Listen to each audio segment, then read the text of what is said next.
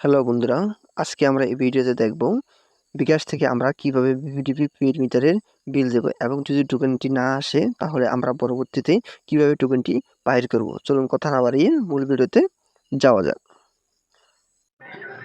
আমরা চলে এসেছি আপনার মোবাইল স্ক্রিনে। তো আমি এখন এখান থেকে বিকাশ অ্যাপসটি লগ ইন করবো।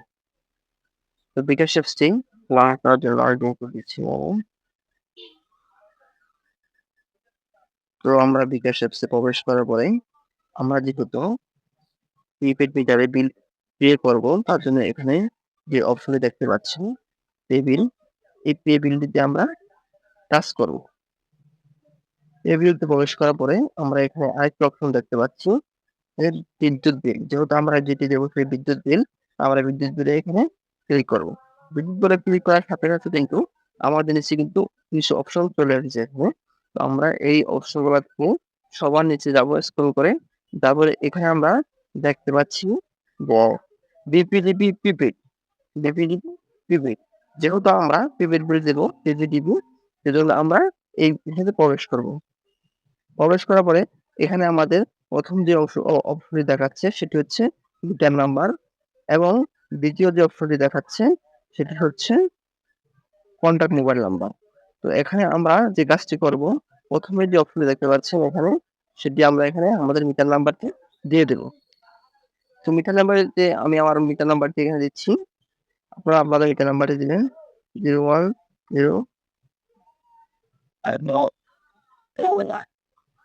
দেওয়া হয়েছে। এখন আমি আমার মোবাইল নাম্বারটি এখানে প্রদান করব।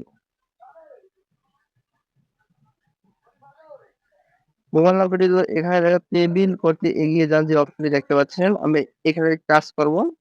টাচ করার সাথে সাথে কিন্তু আমাদের এখানে অ্যামাউন্ট চাচ্ছে। যদিও আমি ৳200 করছি, এখন ৳200 দেব।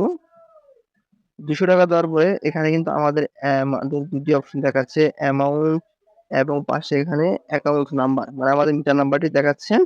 তো আমরা এখানে পরবর্তীতে যেতে এইখানে ক্লিক করব। পরবর্তীতে ক্লিক করার সাথে সাথে কিন্তু আমাদের এখানে অ্যাকাউন্ট নাম্বার, তারপরে আপনার এই যে নাম, তার নামে মিটারটি রয়েছে, টাকার পরিমাণ সবকিছু এখানে দেখাচ্ছে। তবে এখানে যেহেতু আমাদের সকল তথ্য সঠিক রয়েছে, তাহলে আমরা কি করব, এখানে পিন নাম্বারটি দেব। তো আমরা এখানে পিন নাম্বার দিচ্ছি। দেওয়ার পরে এখানে ট্যাপ করুন, টেবিল করতে ট্যাপ করে ধরে রাখুন, এই বাটনেতে ক্লিক করব। এখানে কিন্তু ট্যাপ করার সাথে সাথে কিন্তু আমাদের মিটারে টাকাটা চলে গেছে। তো এখন বিষয়টা হচ্ছে যে এখানে কিন্তু সবকিছু ঠিক আছে। তবে এখন আমাদের যেই মিটারটির যেই টোকেনটি আছে, সেই টোকেনটি যদি আমাদের এখানে না আসে, আমি কিন্তু আমার মেসেজ অপশনে যাচ্ছি, এখন দেখাচ্ছে এখানে। এখানে দেখতে পাচ্ছেন যে এটি অলরেডি আমার এখানে কিন্তু আমার যে মিটার নাম্বারটি টোকেনটি সেটি কিন্তু এখানে চলে এসেছে। তো চলে এসেছে।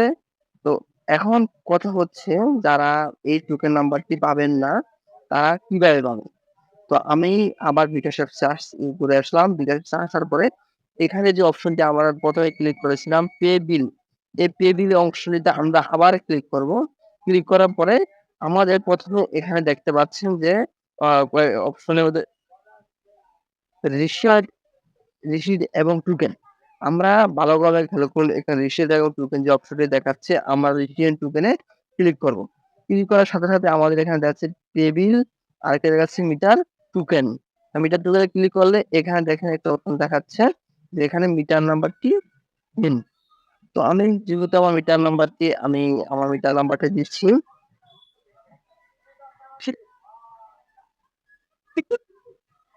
আমি মিটার নাম্বারটি দেওয়ার পরে এখানে যে তীর চিহ্ন বাটন দেখতে পাচ্ছেন, এই তীর চিহ্নটি ক্লিক করার সাথে সাথে কিন্তু পরবর্তীতে আমার এখানে কিন্তু সকল আমি কবে কত রিচার্জ করেছি সব টোকেন গুলো কিন্তু এখানে দেখাচ্ছে।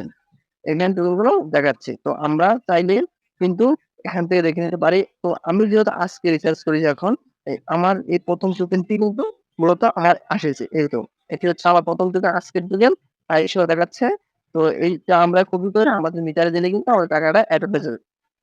তো আশা করি বিষয়টি বুঝতে পেরেছেন। তো আজকে যে বিষয়গুলো আলোচনা এগুলো হচ্ছে যে আমরা কিভাবে টোকেনটি রিচার্জ করব এবং যদি কারো টোকেন না আসে তাহলে সেক্ষেত্রে আমরা কিভাবে টোকেনটি বাহির করব, এই বিষয়টা আজকে এখানে এই ভিডিওতে দেখানো হয়েছে। আশা করি সবাই ভালো থাকবেন এবং ভালো থাকবেন। ধন্যবাদ ভিডিও দেখার জন্য।